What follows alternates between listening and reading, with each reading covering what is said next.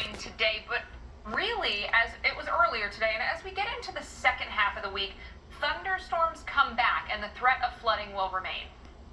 It's crazy out here. We have gotten some pretty torrential downpour, and it's, as you can see, flooded pretty bad. This is actually the worst I've seen it, and that's including Irene.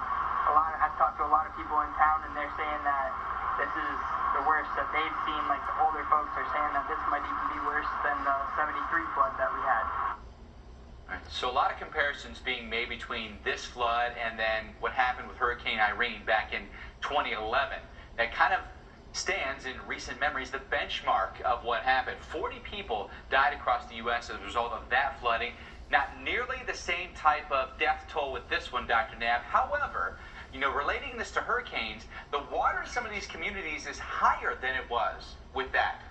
Yeah, so locally in Vermont, this was very similar to Hurricane Irene in terms of the rainfall amounts and the overall impacts. We're fortunate we didn't lose anybody in this flooding because 3 people died from flooding in Vermont with Irene, and we in total lost 21 people due to flooding in the U.S., and then we had tree falls and all kinds of other things in Irene. So Irene was a bigger scale event that affected more states.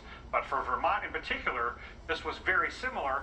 And remember that Irene was a tropical storm and was weakening as it was moving through Vermont. It wasn't a hurricane impact. So in a lot of ways, this week's event was similar to Irene in terms of bringing tons of tropical moisture up to the north. And obviously terrain plays an impact in how bad the flooding is, but also in that orographic lift, it helps to really squeeze out some intense rainfall rates. And then once the rain falls, then the complex terrain moves that water downslope into the valleys, rushing through towns with their rivers way out of their banks. And that's why, it doesn't always matter what kind of system it is, because you had Irene, a tropical storm. This system